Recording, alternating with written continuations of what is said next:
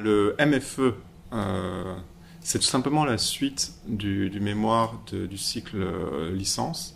En fait, on reprend la logique de travail, des méthodologies de travail qu'on a pu avoir en licence, mais à une différence près, c'est que au-delà de la licence qui était d'être capable de tout simplement construire une réflexion autour d'un sujet, on va être capable de chercher de l'information, de l'assembler et d'avoir un discours assez fluide, une logique derrière de réflexion. En fait, le MFE, il va apporter un degré supplémentaire qui est un degré critique, d'esprit critique. On va travailler sur les mêmes bases, mais on va amener une sensibilité différente où l'étudiant doit être capable, en fait, de prendre du recul par rapport à ce qui a été trouvé, construit, et être capable de ramener sa réflexion. Tout remettre en question, être capable de prendre position et de tout simplement proposer d'autres possibilités, d'autres visions par rapport à la thématique qui a été choisie. Donc en fait, dans cet univers-là, on construit sa propre pensée, on apprend à être autonome, et ça c'est très important pour la suite, en fait, de prendre ses propres responsabilités et de réussir tout simplement à penser un nouveau projet, à penser tout simplement sa vie professionnelle d'architecte. Le MFE peut également être soutenu avec une mention, dite mention recherche. Le MFE mention recherche ne concerne pas tous les étudiants de master, mais uniquement ceux qui souhaiteraient développer une recherche particulière, pouvant éventuellement mener à un parcours recherche, envisagé soit à la fin du cursus universitaire, soit durant leur vie professionnelle. Cette mention recherche, elle correspond à des exigences un peu plus hautes, à des exigences spécifiques, notamment en termes de rigueur scientifique ou encore de production de connaissances inédites. L'inscription dans cette voie correspond à un choix volontaire de l'étudiant, soutenu par sa directrice ou son directeur de mémoire. Si cette dernière ou ce dernier n'est pas membre d'un des deux laboratoires de l'école, un co-encadrement peut être envisagé avec un chercheur, soit du CREI, soit du LAC. En ce qui concerne la soutenance, la composition du jury est un petit peu particulière pour un MFE mention recherche, puisque le jury doit rassembler donc la directrice ou le directeur du mémoire, mais également 2 enseignants qui sont titulaires d'une HDR, une habilitation à diriger des recherches, et 3 enseignants qui sont titulaires d'un doctorat. Le MFE mention recherche peut également être articulé au PFE, dans le cas où l'étudiant souhaiterait développer une thématique commune aux 2 exercices. Et dans ce cas de figure, l'étudiant soutient ces 2 exercices devant un même jury. En termes de perspective, la mention recherche peut permettre à un étudiant de faciliter son inscription dans des formations post-diplôme. Et je pense en particulier au doctorat, qui est mené en 3 ans dans une unité de recherche qui appartient soit à une école d'architecture, soit à un laboratoire d'une université. Et puis cette mention recherche, elle peut également faciliter l'inscription dans ce qu'on appelle un DSA, un diplôme de spécialisation et d'approfondissement en architecture, d'une durée d'1 an ou de 2 ans, suivant les domaines. Pour faire suite à ces différentes réflexions que les étudiants vont avoir dans leur dossier particulier, les sujets qu'ils vont aborder, ils vont pouvoir s'adresser à des sujets qui sont relatifs au laboratoire de recherche, notamment le LAC que certains connaissent et le MAPCREI. J'ai commencé par mes chers collègues, donc le laboratoire d'histoire en architecture contemporaine. Donc là, ils vont travailler autour de 3 axes, donc un qui va être beaucoup plus urbain, un second qui va être beaucoup plus histoire, et un troisième qui va être production et réception de l'architecture, donc à savoir comment est perçue l'architecture qui est produite ou qui a été produite au sein des populations, et même le cycle inverse. S'agissant du laboratoire MAPCREI, dont mon cher Julien Meyer est le directeur, nous on va potentiellement travailler sur 2 axes principaux qui sont le premier où on aura l'étude, l'approche numérique pour le patrimoine, donc où on va apporter des outils numériques pour l'assistance à la conservation, au suivi de l'état de conservation du patrimoine, voire même sa valorisation. Et on aura un second axe qui va être principalement orienté vers la conception architecturale, donc comment on va donner, comment on va outiller, comment on va proposer des principes et des méthodes aux acteurs de la conception architecturale pour améliorer, pour les assister, pour les guider dans leur conception et dans leur phase de décision potentiellement finale. Et en l'occurrence, on a déjà encadré des MFE mention recherche qui traitaient des questions, des thématiques du laboratoire, à savoir par exemple la réalité virtuelle, le patrimoine, et j'en passe bien d'autres, et qui permettent du coup potentiellement, si l'étudiant se sent passionné par ces sujets ou même par d'autres, peut déboucher sur un stage recherche et même un doctorat potentiellement s'il souhaite à la suite de ses études d'architecture devenir chercheur au sein des laboratoires de recherche. Bonjour à tous, je m'appelle Chloé Bourrel et dans le cadre du mémoire de fin d'études, j'ai travaillé sur les parcours domicile-école des enfants de Centrebourg en études de revitalisation. Donc en 2022, faisons la ville à hauteur d'enfants. Donc ce sont les vœux de la mairie du 12e arrondissement de Paris pour la nouvelle année. Donc leur choix était de mettre en avant une problématique encore actuelle, celle des difficultés constamment vécues par les enfants dans l'espace public. Donc en effet, l'enfant ne possède pas encore la totalité des facultés d'un adulte, ce qui le place donc dans une minorité selon la société. Donc ce constat a été majoritairement abordé par les chercheurs depuis de nombreuses années et a permis de se rendre compte que le développement de l'enfant se réalise à la fois par le domicile et l'école, mais aussi par son expérience dans l'environnement proche. Donc, ma réflexion s'est basée sur ce constat, ainsi que de nombreuses publications telles que La ville des enfants pour une révolution urbaine ou encore L'enfant dans la ville. Donc, ces ouvrages clés qui développent la place de l'enfant dans la ville et aussi des améliorations possibles que nous pouvons mettre en place pour améliorer justement la place de l'enfant dans la ville. Donc en parallèle, mon intérêt et mes questionnements pour les bourgs en désuétude, nombreux dans nos paysages ruraux, a fait émerger des recherches sur les solutions mises en œuvre par l'État notamment, comme des programmes de revitalisation tels que le programme Petite Ville de demain. Donc ainsi, le lien entre ces deux questionnements est que l'enfant d'un côté est dans l'attente d'espaces publics plus adaptés, et de l'autre, des bourgs sont en étude de revitalisation, donc pour être revitalisés. Donc, ce qui a permis de poser cette problématique, comment les programmes de revitalisation de centres-bourgs peuvent-ils avoir un rôle à jouer dans l'amélioration des parcours quotidiens pratiqués par les enfants. Donc, pour y répondre, le travail s'est déroulé en 3 temps. Donc, dans un premier temps, l'objectif était d'établir un état des lieux sur les 3 enjeux principaux du sujet, que sont la place de l'enfant, la fabrique de la ville et la revitalisation des centres-bourgs. Le second temps, quant à lui, s'est construit sur la base d'une enquête par le questionnaire, réalisée donc dans 3 bourgs, définis par leur emplacement géographique, mais aussi par leur stade d'avancement différent dans le programme de revitalisation. Donc ces 3 bourgs sont Darney, qui a une étude de revitalisation aujourd'hui terminée et un projet lancé. Montureux-sur-Saône, avec des études préopérationnelles récemment lancées. Et enfin, La Vosges-les-Bains, avec une restitution de l'étude réalisée en juin 2021.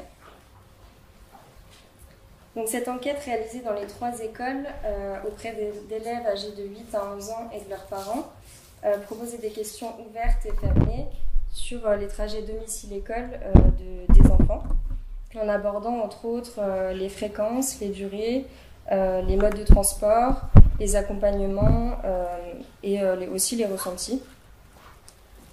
Donc, afin de compléter les manques de l'enquête par le questionnaire, le dernier temps s'est construit sur une méthode différente, celle des ateliers avec les enfants, donc réalisés dans le bourg de La Vosges-les-Bains avec 2 classes que sont les CP-CE1 et les CE2-CM1. Donc parmi ces ateliers, l'un a permis aux enfants de parcourir le bourg et de s'arrêter sur 5 espaces publics définis préalablement, sur lesquels ils devaient dessiner les éléments plutôt appréciés et ceux contestés. Donc, sur la base de toutes ces données recueillies, l'analyse a été réalisée sur la base de 3 thématiques liées aux études de revitalisation, donc, que sont l'identité du bourg, les parcours quotidiens et les espaces publics. Donc, concernant l'identité du bourg, on constate que les points de repère définis par les enfants sont principalement induits par les pratiques des parents. On note aussi une monotonie dans les parcours piétons et très peu de lien social au sein du bourg. On note aussi que les usages ne sont pas toujours définis sur certains espaces publics, ce qui est aussi lié à la qualité qui n'est pas forcément présente et ce qui induit un désintérêt des enfants. Donc pour répondre à cette problématique, on peut agir de multiples façons. Parmi elles, il y a notamment des actions participatives ou citoyennes qui permettent de laisser une part d'appropriation. Donc, concernant les parcours quotidiens, on note une habitude des parents à l'usage de la voiture pour emmener leurs enfants à l'école. On note aussi une forte peur des parents qui est inculquée aux enfants, notamment sur l'insécurité des parcours. On peut noter aussi que les enfants constatent un impact fort et négatif de l'encombrement de l'espace public, par le mobilier notamment, et aussi qu'il est contraint sur des espaces réduits pour le piéton pour se protéger de la voiture. Donc pour répondre à cette problématique de mobilité, il y a des expériences qui ont été réalisées, notamment l'expérience Nous allons seuls à l'école, qui permet à un groupe d'enfants d'aller en autonomie à l'école. Concernant la thématique des espaces publics, on constate majoritairement que les abords des écoles sont laissés pour compte, très peu de continuité dans les espaces piétons et que nombreux sont les personnes qui déplorent que la place de la voiture prenne autant de place, alors que c'est le moyen de transport le plus utilisé. On note aussi que les espaces pour jouer sont essentiellement des espaces spécialisés comme les aires de jeu ou les parcs de jeux. Donc pour répondre à cette problématique, on peut décider de travailler sur le choix du mobilier qui soit plus durable, plus qualitatif, travailler sur son emplacement ou encore décider d'inclure les abords des écoles dans le réseau des espaces publics ou même dans les requalifications de cours d'école. Donc pour permettre à l'enfant de pratiquer aisément l'espace public, les études de revitalisation peuvent agir sur plusieurs points. Tout d'abord sur l'identité du bourg en permettant de donner des points de repère aux enfants, en invitant les piétons à pratiquer l'espace public pour permettre aux enfants de le parcourir seuls et en sécurité. Ils peuvent aussi redonner de la qualité aux espaces piétons pour inciter justement à la mobilité douce. Et surtout, elles doivent prendre en compte la pratique de l'enfant dans la requalification des espaces publics. Donc pour illustrer ces objectifs, les bourgs peuvent agir à court, moyen et long terme. Donc à court terme, ça peut prendre forme d'ateliers participatifs, de sensibilisation, d'occupation temporaire, de marquage au sol, de groupes de parole. À moyen terme, ces occupations temporaires peuvent devenir permanentes, comme les rues écoles par exemple. On peut mettre en place des rosalies, lancer des projets de requalification de parvis ou de cours d'école. Et à long terme, on peut décider de réduire réellement la place de la voiture en travaillant sur le partage des voiries avec le fil d'eau au centre ou le retrait des bordures. On peut aussi inviter les habitants à habiter les frontages. Donc concernant les limites, j'ai constaté un biais de représentation et de représentativité et de sélection, notamment avec la tranche d'âge qui est assez réduite. Elle se concentre sur les 8-11 ans. Je pense aussi que les questionnaires auraient mérité parfois d'être reformulés pour éviter des incompréhensions. Concernant toujours le questionnaire, j'avais mis en place des cartographies sur les parcours domicile-école qui n'ont pas forcément fonctionné et je pense que ça aurait mérité d'avoir un suivi en classe pour justement avoir plus de réponses. Et concernant les ateliers, c'est pareil, je pense que ça aurait pu être intéressant d'avoir une dernière étape permettant d'avoir un retour d'expérience des enfants et aussi un retour sur leur dessin. Cependant, ça m'a permis d'expérimenter deux travails de concertation, deux formes d'enquête. Ça m'a aussi permis de travailler avec des acteurs du territoire, comme les chargés de mission, les directrices d'école, les habitants, les maires. Et aussi d'ouvrir sur d'autres questions, comme la question des liens entre espace privé, public et espace public. Et aussi, à présent, de vouloir agir face à cette problématique dans des actions prospectives, notamment dans le cadre du PFE. Voilà, merci pour votre attention.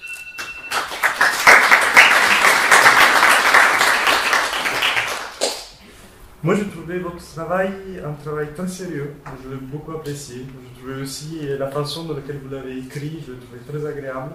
Et je trouve que le travail d'enquête que vous avez mené auprès des enfants est particulièrement complet et intéressant, il est bien fait. Vous utilisez bien les outils de la sociologie, donc ça c'est vraiment bien. Et concernant la structure, moi j'avais une remarque surtout par rapport au premier chapitre. Je trouve que vous abordez 3 thèmes qui sont de gros thèmes, les enfants, la fabrique de la ville et les programmes nationaux de réhabilitation civile. Et je trouve que c'est un peu décousu. Moi j'ai un peu eu les problèmes, je trouvais que c'était 3 thèmes qui pas forcément sont connectés entre eux. Et il manque un peu une partie de synthèse, de lesquelles vous arrivez en quelque sorte à faire découler la problématique de façon un peu plus forte. Okay. Donc ça c'était pour moi un peu le problème principal, mais comme je vous ai dit, je trouve que c'est un très très bon travail, le contenu, j'ai surtout bien aimé la partie dans laquelle vous parlez de David Lynch, et aussi la 3e partie dans laquelle vous commencez donc à montrer votre intérêt vers une démarche participative. Ça aurait été intéressant selon moi aussi de développer un peu plus au point de vue théorique la démarche participative que vous proposez un peu à la fin. Il y a pas mal de références sur ce thème, ça aurait été intéressant de les retracer juste pour montrer que vous insérez quand même dans quelque chose qui existe déjà et qui a déjà une forte tradition.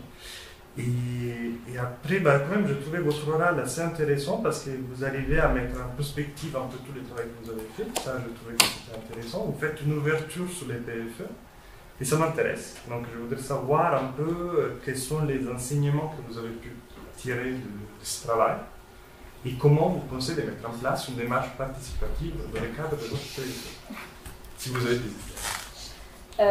Déjà, dans le cadre du PFE, je pense me concentrer sur un des 3 groupes pour pousser un peu plus sur ce que j'ai pu en tirer. Donc, notamment sur les espaces publics, les continuités piétonnes et le lien entre tous ces lieux. Et essayer de faire en sorte d'avoir des espaces qui sont accessibles à tous, permettre des espaces de jeu, mais de libre jeu aussi. Et d'avoir tout un réseau d'espaces propres à l'enfant, en se basant aussi sur des critères que j'ai pu constater au cours du mémoire aussi. Bon, oui, c'est vrai, moi aussi je trouve que c'est un très beau travail. Ce que je trouve intéressant par rapport, c'est presque, on pourrait dire, c'est un travail d'enquête et en même temps presque de recherche, petite recherche, mais très bien ciblée, c'est le fait que ça, je pense qu'on peut le saluer dans une école d'architecture, c'est que vous fabriquez votre dispositif d'enquête. C'est-à-dire, je veux observer quelque chose, je veux comprendre, et du coup, moi j'étais très impressionné. D'ailleurs, je vous ai même posé la question hier en atelier parce que j'étais pas sûr d'avoir bien compris. Vous faites un questionnaire, vous faites aussi des ateliers, donc il faut le faire. C'est-à-dire, vous faites un travail sur 6-8 mois en cas d'architecture, voilà. Donc ça, je trouve que c'est très intéressant, le fait de dire, si je veux comprendre ça, comment je fais? Je trouve c'est une question un peu basique, mais et du coup, il y a aussi une imagination du dispositif d'enquête et de connaissance, en fait. Comment je fais pour connaître? Et là, je trouve que c'est tout à fait intéressant. Après, j'entends ce que disait mon collègue. En même temps, c'est vrai que nous, on est en PFE, donc moi aussi, je suis dans une démarche de projet avec vous, enfin, voilà.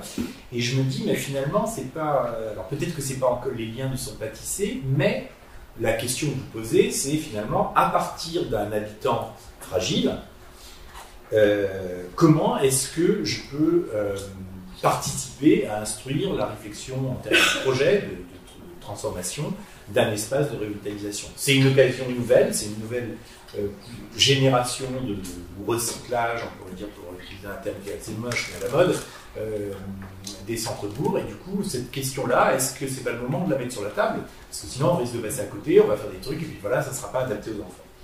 Ça, c'est autre chose. Donc, du coup, voilà, vous choisissez. Alors, vous parlez d'une minorité, c'est intéressant, cette histoire. Moi, j'aime bien l'idée d'habitants fragiles. J'aime bien cette idée de fragilité, parce que finalement, on pourrait prendre les personnes âgées, on pourrait prendre les personnes d'ailleurs avec un handicap, temporaire ou pérenne, peu importe. Et finalement, ça nous ouvre aussi une piste. Peut-être c'est aussi ce que dit Paco, j'imagine. Enfin, il dit tout, Paco, donc il n'y a pas de problème. On risque pas de se tromper, on dit n'importe quoi, il l'a dit. C'est le fait de se mettre à la place d'eux. C'est-à-dire que finalement, quand on fait du projet, quand on conçoit, c'est peut-être quelque chose d'assez fondamental, se mettre à la place d'eux. Et vous avez l'air de vous donner les moyens, en quelque sorte, de vous mettre à la place d'eux, pour penser un espace qui ensuite est habité en commun. Donc je trouve que tout ça est plutôt bien construit, assez modestement, c'est votre tempérament, je suppose, mais très sûrement, tout de même. Et je trouve que finalement, l'histoire du BFE vient compléter, puisque vous le faites sur un des 3 terrains. Mais sur un des 3 terrains, donc vous avez instruit la question, vous vous êtes instruit de vous aussi, et puis maintenant, c'est vrai que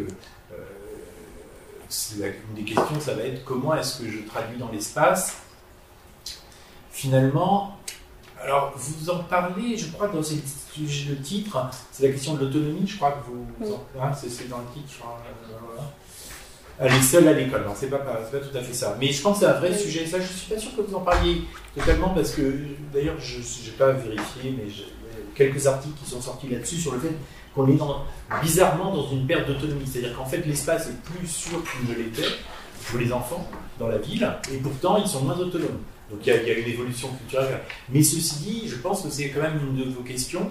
Et du coup, vous parlez d'espace de jeu spécialisé et tout ça. Et j'ai l'impression aussi que c'est ce qu'on peut faire de l'espace, pas tel qu'il est, hein, mais ce qu'on peut faire de l'espace sans forcément être, comment dire, trop... j'arrive pas à trouver le terme, mais sans dire là je fais ça, là je fais ça, là je fais ça, mais de dire peut-être qu'on peut utiliser de manière un peu plus plastique, comme la rue aux enfants, des trucs comme ça, l'espace, et c'est peut-être un des thèmes de projet à développer, et ça je pense que on aura l'occasion d'en reparler. En tout cas, moi je trouve que c'est un beau travail, et je trouve ça intéressant en tout cas dans la façon, alors là vous êtes sur le terrain propre, ce qui est du BFE, mais sur la façon de poser des questions pour le travail du BFE et l'articulation entre mémoire et BFE, je trouve que c'est très intéressant. Moi, je partage complètement, et je pense qu'en effet, comme il disait, vous construisez vous-même les outils, et je trouve que vous créez vraiment les bases d'une démarche. Et cette démarche, on a envie aussi de l'avoir à tous les projets. Je pense que voilà. Bon, on vous invitera au jury, donc c'est ça aussi avec plaisir. Merci. Bon, je pense que on peut finir là. Merci, Chloé. Merci.